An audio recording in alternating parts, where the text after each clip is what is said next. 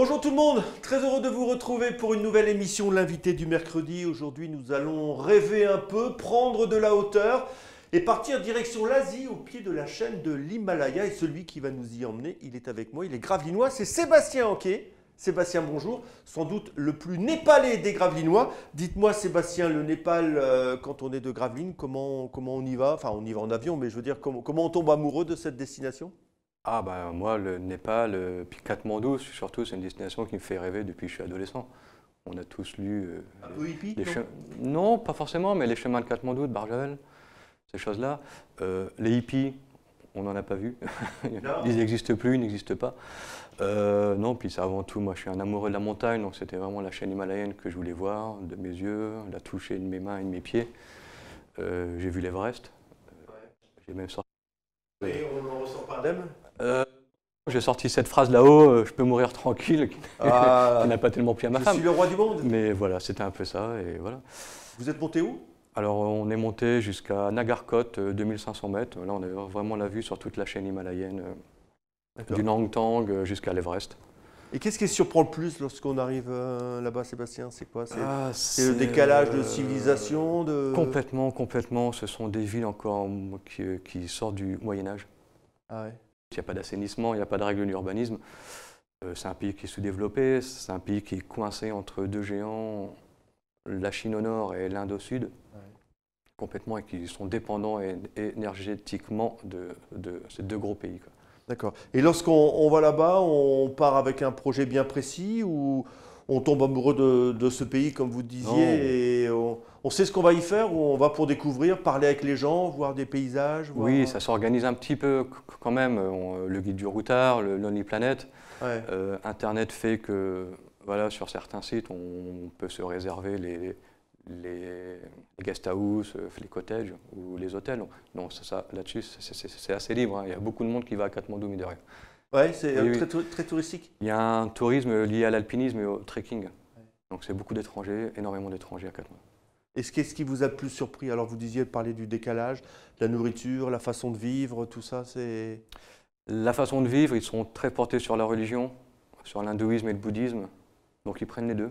Ouais. Ils sont tranquilles, on ne sait jamais au cas où.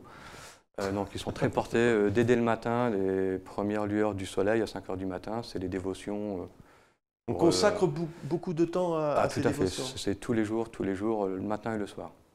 Soit à Shiva, à Ganesh, donc les dieux hindouistes, ou à Bouddha dit directement.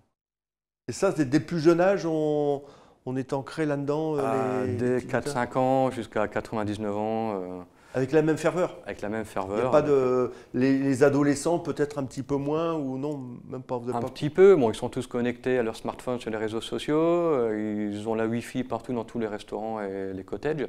Ouais. Ils ont un regard quand même sur l'extérieur.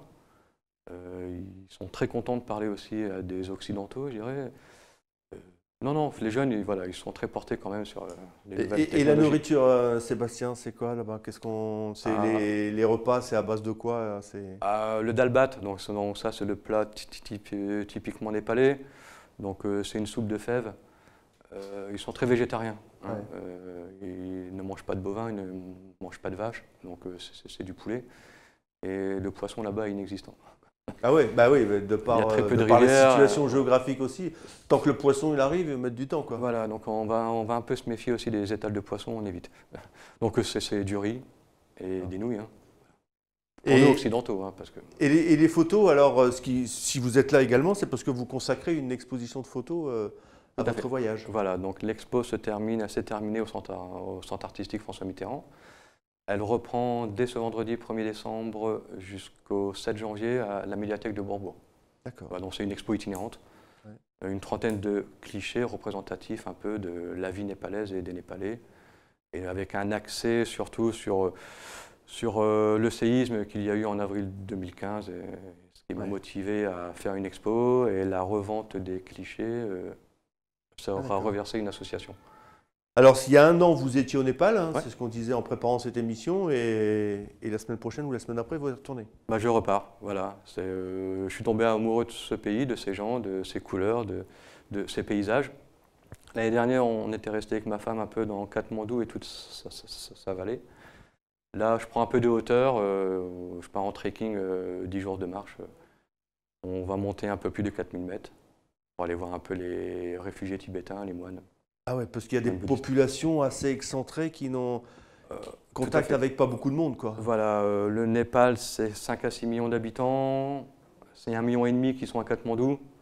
Le reste est réparti sur tout le territoire népalais, qui est quand même 5 fois plus grand que la France. C'est pas une civilisation consumériste, il n'y a pas de Black Friday ni tous ces trucs-là là-bas. Non, pas vraiment, non, on ne peut pas dire. Non, non, ça Ils vivent de quoi alors ces gens là-bas Ah, ben, ils vivent du travail de la terre, beaucoup d'agriculture, le riz principalement, l'artisanat, notamment à Katmandou, donc les petits villages autour,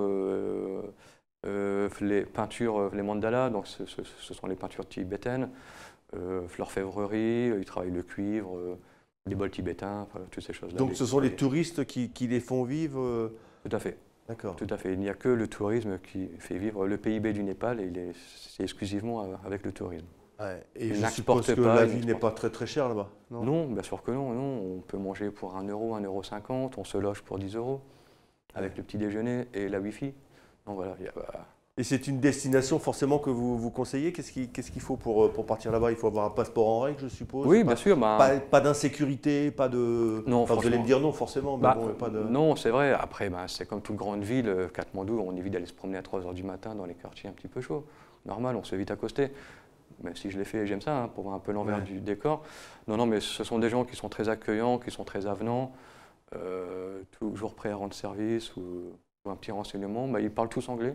Ils parlent tous anglais. Donc un anglais comme moi, donc ça m'arrange, un anglais collège. Donc on se comprend assez facilement, non, il n'y a pas de problème. Et donc je dirais un passeport en règle, le visa se fait sur place. En arrivant à l'aéroport, voilà. On tamponne et tout puis... à fait. C'est bien. Écoutez, je vous envie un petit peu. Je ne dis pas que je n'irai pas faire un tour, mais bon, c'est quand même une sacrée expédition. Hein. Tatin au Tibet, ça m'est...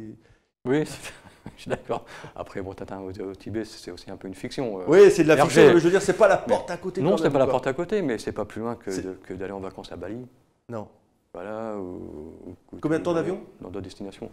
On a mis une dizaine d'heures. On est parti de Bruxelles jusqu'à Abu Dhabi, une dizaine d'heures de vol. 8 heures d'escale à Abu Dhabi, là c'est un peu long, j'avoue, dans l'aéroport. Et ensuite, il y a 4-5 heures d'Abu Dhabi à Katmandou même. Et là, il y a un contraste entre Abu Dhabi.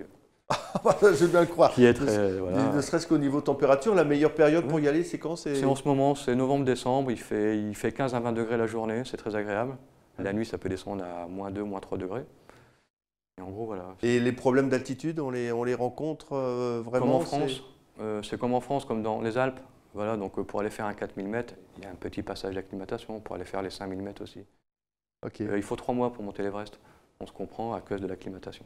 Ah ouais, 3 mois de palier, un peu comme on fait la plongée, quoi. Il y a des, tout à fait, des paliers. Ça, ou comme le Mont Blanc, il y a un petit peu de... Écoutez Sébastien, merci beaucoup. Donc vous reviendrez nous voir avec de nouvelles photos. Avec grand plaisir.